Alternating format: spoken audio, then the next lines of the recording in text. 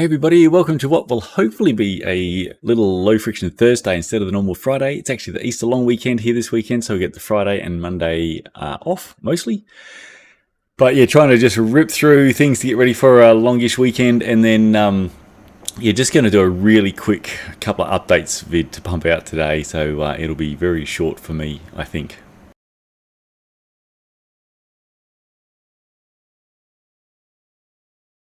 Right, so firstly, just a few updates from last week's video on the AusCycle DIY strip chip, where we're adding some basically oil converter powder that people use in cooking to the wax. So the main concern that we put forward last week was whether or not some of these products may be basically like a volcanic rock powder, which would not be awesome. So mostly, I think the majority, hopefully, of these products will be stearic acid based as opposed to volcanic rock based. But just to, I guess, still the note of caution in that a lot of these products don't actually state what the ingredient is. So we won't really know if they're stearic acid based or, perlite, which was that sort of volcanic rock.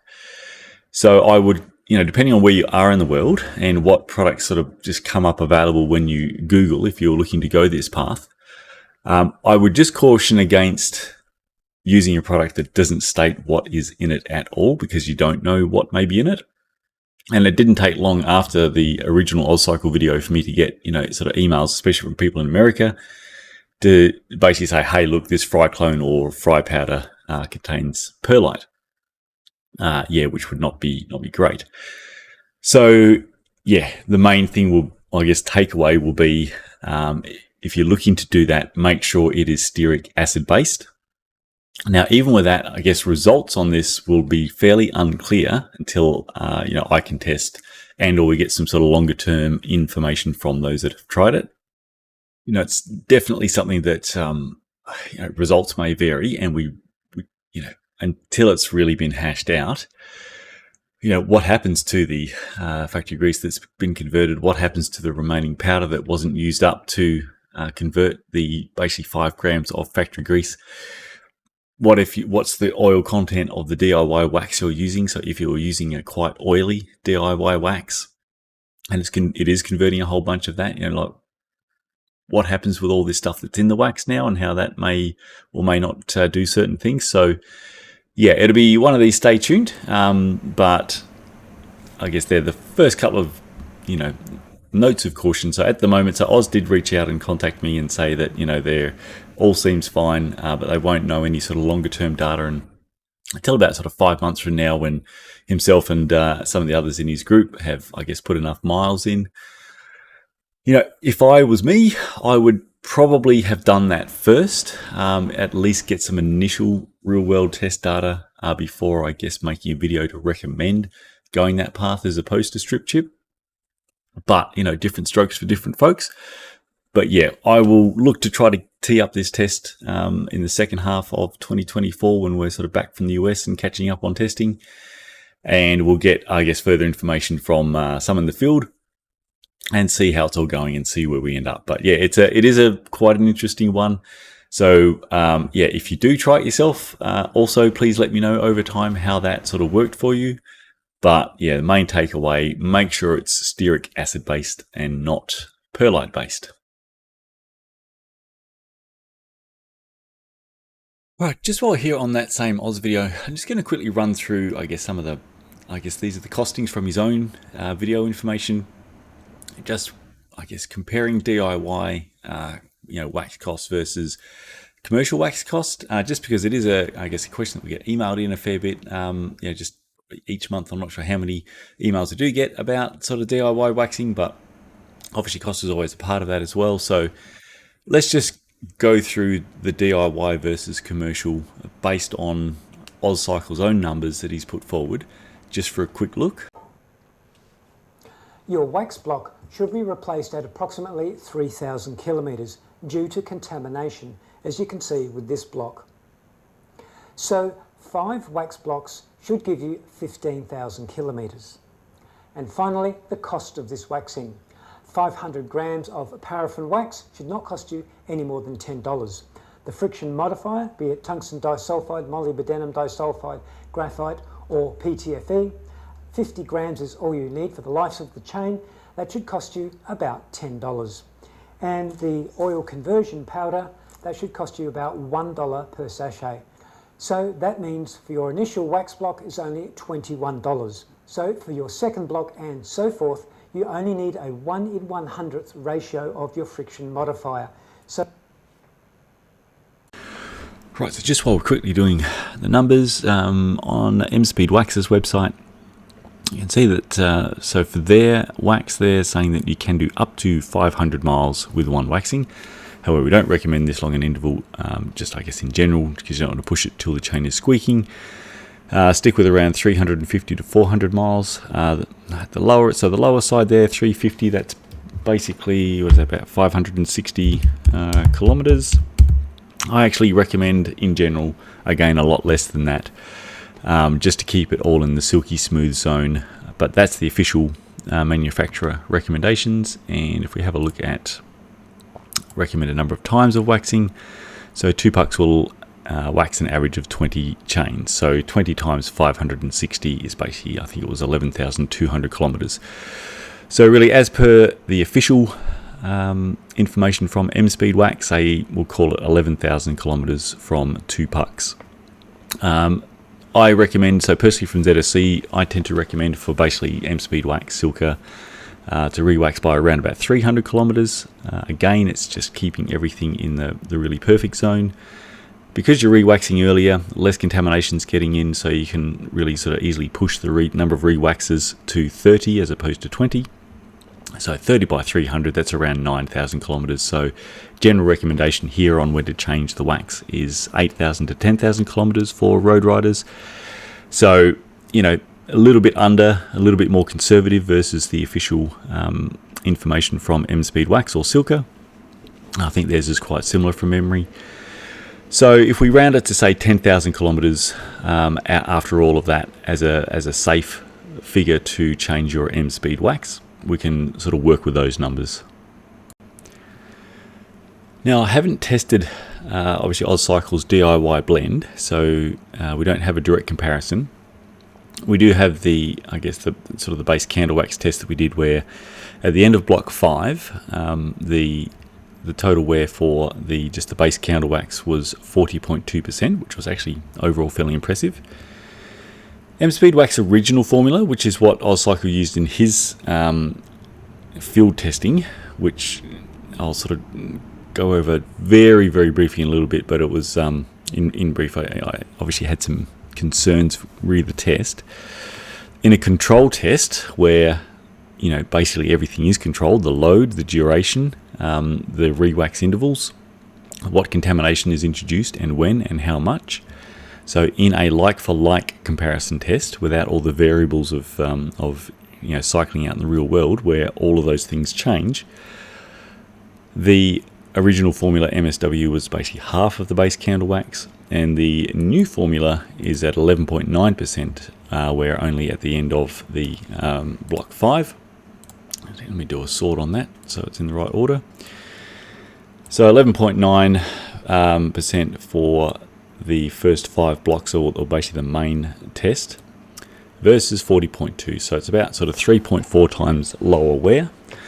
Now the DIY blend, I would expect, hopefully in most cases, will be better performing than just the base candle wax, because it does have some friction modifier additives.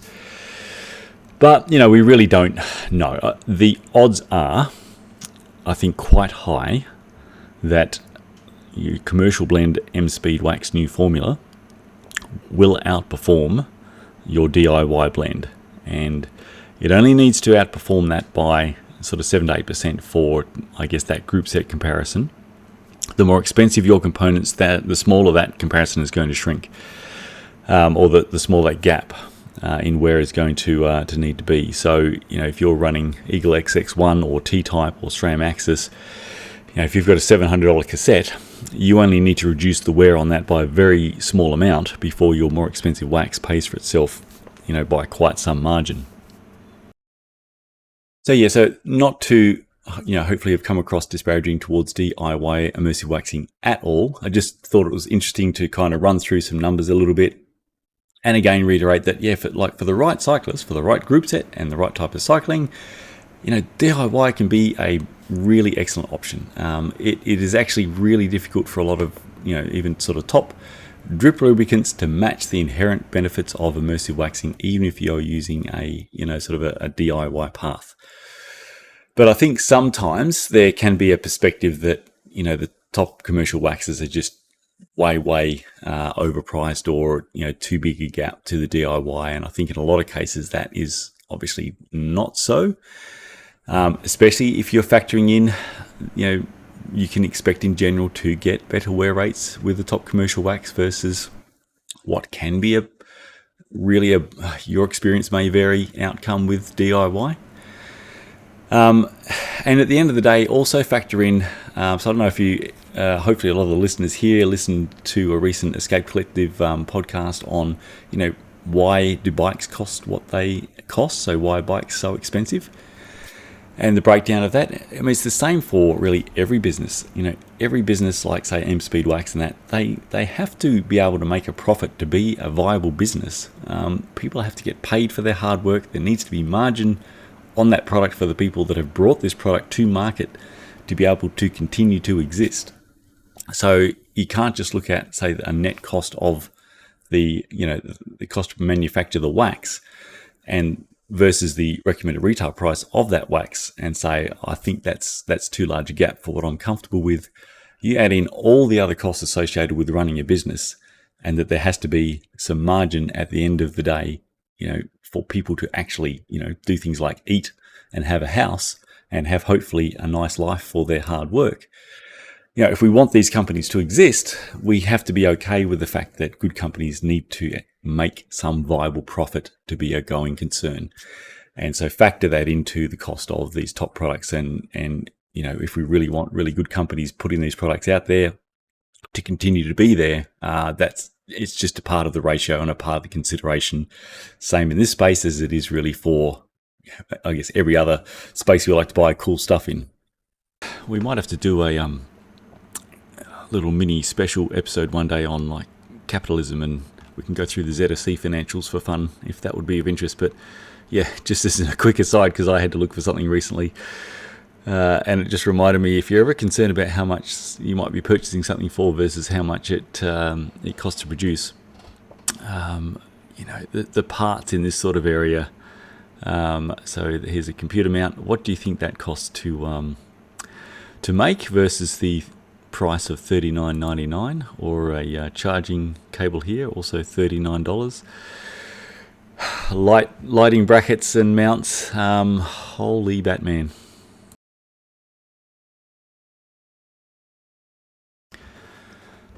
Alrighty, so just very quickly, because I know I say this every time, but I'm really in a rush today, so just dashing through a test update for the Singer General Purpose Oil, which I imagine is going to be very similar to the just your sort of 3-in-1, both of which you can get from your hardware store or supermarket.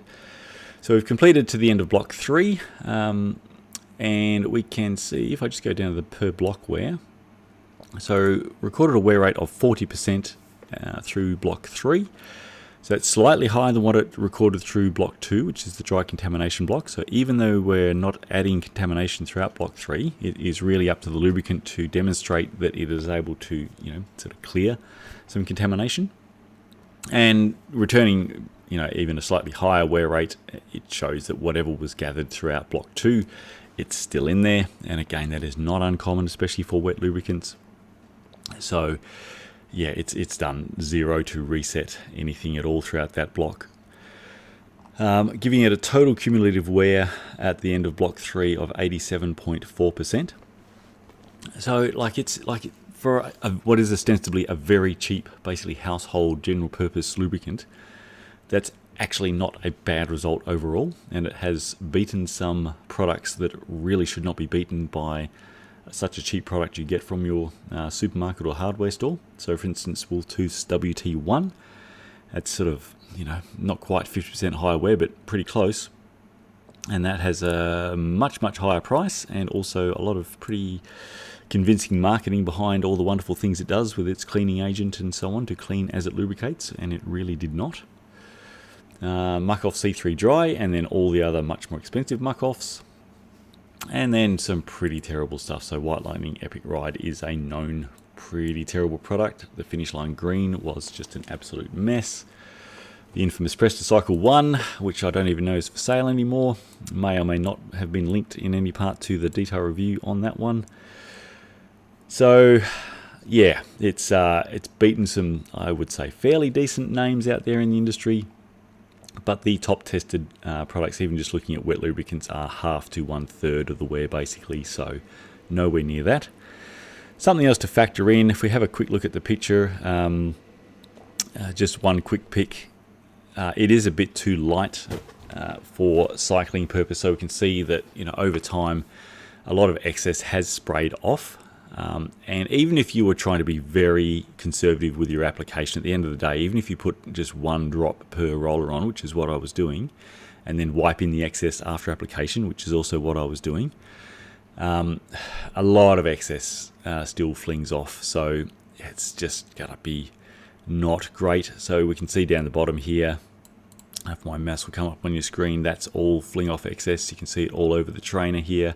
If I wipe the tacks down here, I would just get a whole mess of oil come off on the rag. So, you know, be it a rim brake bike, you're likely to get excess onto your braking track. May not spray all the way over to your disc, but then again it may. But it's going to be spraying elsewhere across your bike, and it's just not great. You certainly, obviously, wouldn't want to be using this on your indoor trainer either. You're just going to have excess oil all over your floor and other places. So yeah, it's overall not a suitable product, obviously, but it's been an interesting one just to have a quick look at. I won't be putting it through Block 4, even though it has not reached the 100% wear rate limit, which is normally the limit for the test. It's pretty close. We know that at some fairly early stage in Block 4, it's going to exceed the 100% mark. So there's no point to, you know, I guess, put it through the next 1,000 kilometers. It's going to be high. And, you know, it's not a key product. It's just a household sort of one to benchmark against. And we have far too much other testing waiting in the wings. I am very behind on the testing side. So that will be the end of the test. I'll do probably a little bit more detail review on this one in the future, but as a quick sort of wrap-up snapshot, that's where the Singer oil came out.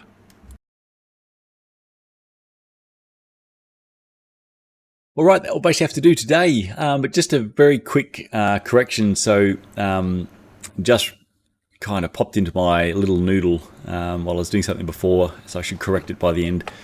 The AusCycle cost numbers, because that was, I guess, including his use of the oil converter at a cost of $1. I didn't factor into my cost gap, I guess, the initial cost of prep of a factory grease chain. So just factoring that in, when we had a look at the numbers before as just sort of part of the Silka stripper and the UFO drivetrain clean versus solvent sort of chain pre-prep costs, they're roughly working out at sort of between about $4 to $8 to prep your chain. So depending on a couple of things. So if we round that up, let's just sort of call it, I guess, a $35 gap in price per 15,000 kilometers for the, say, M-Speed wax, including prep, versus the AusCycle. So at $35 gap over 15,000 kilometers, that would put it at around about sort of 9% with regards to how much, I guess, M-Speed wax would need to beat the DIY in lower wear rates. So that was very poorly worded. I hope that makes sense if you get to replay that in your mind. Yeah, about a 9% wear rate advantage M-Speed wax would need to deliver to offset that $35 per 15,000 kilometer extra cost. And yeah, again, so it's not going to be too much of a stretch, I don't think, for M-Speed wax to do that. But yeah, thought it would be worth just quickly covering that I hadn't factored quite the like for like with including the chain pre-prep cost, which was only the $1 for the AusCycle blend. All right, that will be me. Sorry, today was probably one of the most poorly worded, as I've just zoomed through each take and now need to dash. But yeah, have a great Easter weekend of cycling. I will be trying to get out a bit if I can in amongst stuff. I've got about a bajillion chains to pre-prep over the weekend, so it's been all hands on deck. And yeah, I will try to get back to a more normal one next week. It's going to be obviously a shorter week next week, so we will have a belter of an inbox on Tuesday to get to from the longer weekend. But hopefully I'll have been caught up enough to get to the usual sort of Friday update vid next Friday. All right, till then, have a good time, and I'll try to check the comments when I can over the weekend. Have a good one.